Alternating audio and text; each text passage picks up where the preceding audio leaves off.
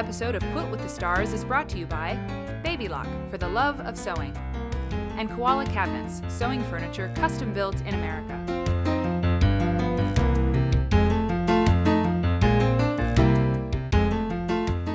Hi, you're watching Quilt with the Stars. I'm Mary Fons, and I'm joined today by Nina McVeigh. Welcome to Quilt with the Stars, Nina. Well, thank you, Mary. It's a pleasure to be here. It's been nice to get to know you. Nina is a quilter and a quilt educator and trainer for Bernina. That's correct. And you do all kinds of other things, but that's what's keeping you busy these days. Yes, it's filling my time. Yes, filling your time. You're not having time to read all the books we were just talking about. Yes. We want to read all the time. I'd like to actually start our interview today talking about the quilt that's right in front of us, because it's a perfect example of how far this art form has come. Tell me about this little quilt and how it was made. Well, I think when one initially looks at this, the thought is that it's that old-fashioned quilt that's been hand embroidered, and of course the choice of the Aunt Gracie's fabrics or those 30s fabric add to that look.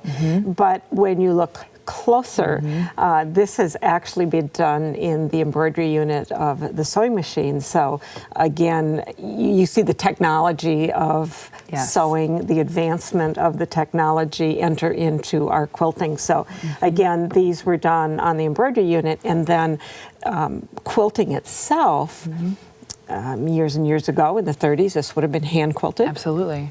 Maybe now machine quilted, but to take it even a step further, this has been quilted on the Bernina quilt frame with our home machine and then our computerized software. So it's amazing. It's amazing. What can be done. It's like, oh, look at that darling old quilt. Yes. and the quilters are like, you want to see how this is done? I'll show you. Well, and the time element is so much quicker. Yes, and that's something I think is when I meet a person who's not a quilter and I tell them that I make quilts and I machine quilt them, if they don't know what they're talking about, they'll sort of be disappointed that they learn I machine quilted my quilt, and like it's somehow more authentic if you do it by hand, and it's like, no, we can make so many more beautiful things now because technology is behind us.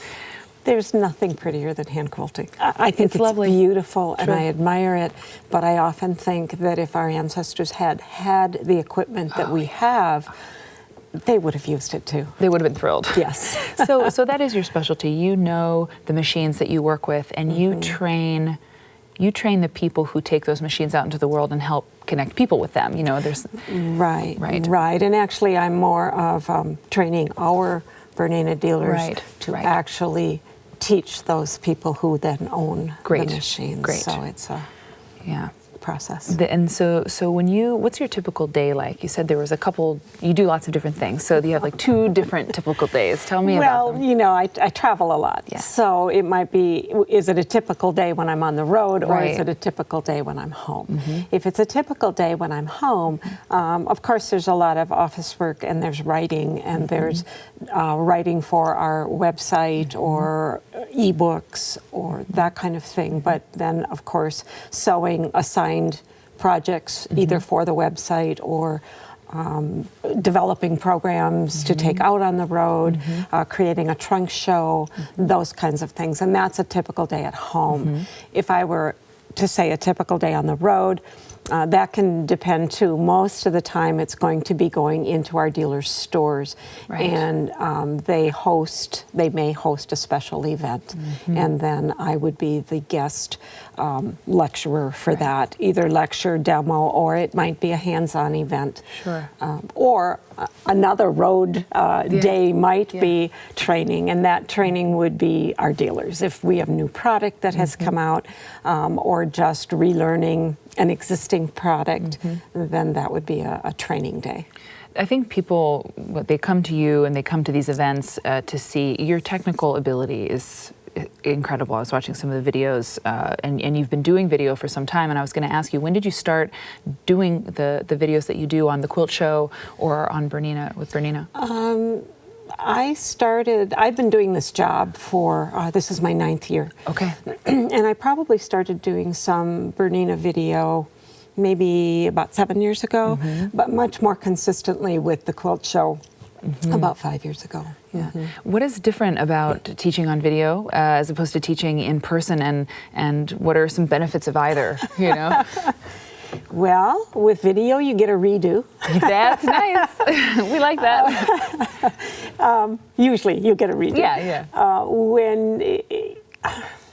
I guess with live teaching, there's that relationship. Yes. It's relationship based and it's interactive, and that's much more comfortable for me. And I am always amazed at how much I can learn from the person I'm teaching. That's right. As well as they may feel they're learning from me. I hope they do. Yeah. But I also learn from them. That's a very good point, that the conversation is kind of one-sided. It is one-sided when you're on one side of the screen, and Yes. and teachers do learn so much from the students that ask them questions. Yeah, that's true. When you're teaching in person, the feedback that you get, is it basics people come to you asking a lot of the times? Is it or you know so much? I feel like, but I would probably ask you the most fundamental question and be like, I had 9 at McVeigh and I could have asked her, how to do this and such, but I asked her about my 1/4-inch pressing foot. It's both, actually. Yeah. There are people who have. A lot of people who have maybe just re-entered the sewing world that have basic skills. I think that many people don't give themselves enough credit for what they know, but they are asking basic questions. Maybe they've just gotten a new machine, and so it's basic questions about the machine. And then there are people, of course, who are more advanced, who've been doing this longer, who do it diligently, and they are that much further on that they do want more advanced answers. So you always try and teach to the norm, to the middle. Right. And I always try and make sure that whoever I am speaking to has the basics or understands the basics, so I'm not over anybody's head and they get lost and disinterested. But I also want to throw in that little bit more technique, one more thing. Yeah, for the one if you're ready for this, at the head of the class. One more thing, Yeah. so that we don't lose their interest as well. You said something wonderful. We were talking about beginners and just quilters in general, and you have kind of a message, for everyone, and it was about creativity. Well, so many times, and you hear this all the time when you're in class and working with people. I'm just not creative. Yeah. I'm not creative. Yeah. And I just want to scream sometimes. Yeah. You are creative. Everyone's creative. And whether it's not feeling you're creative in this medium, my goodness, when you pick out your clothes in the morning, you can be creative in how you put them together. You can be creative in how you blend flavors and spices in your food. So you could be creative on how you fold laundry. Yeah. When you get down to it. Sure. But we have to get that message away, that negative message of I'm not creative, and you have to relax and realize that everybody is creative. Absolutely. You just have to find your way. You have to find your groove, really. Yeah, I agree. Just a little bit about your background. You have had sewing in your life since you could remember. Forever. Right. Yeah. It was always there, you were saying. It was always there. When my mother sewed, I remember sitting on the floor next to her with the scraps of fabric and fashioning doll clothes, sewing them on the doll. Of course, you had to unsew them or break the doll's leg to get them off. It was but that's where it started. It was very creative. And then I've just always enjoyed sewing. Came up through that 4-H background. Sure. And probably it's funny because one of the classes that I enjoyed the least in high school was home ec. Really? When home ec was taught in schools. Yeah, I had very little of it, but a little bit. Why? I think because everybody had to do the same thing. And I'd already done it. And so there wasn't allowance for that skill level. So it just wasn't necessarily my favorite thing in the world. Sure, you were ready to move on from that point, and you couldn't. But sewing was always a part of my life, even though that's not the direction I took, even when it came to education and that kind of thing. Right.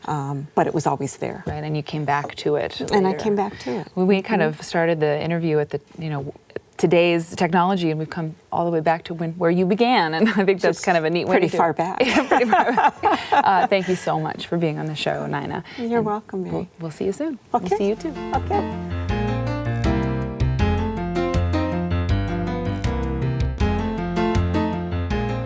This episode of Quilt with the Stars is brought to you by Baby Lock, for the love of sewing, and Koala Cabinets, sewing furniture custom built in America.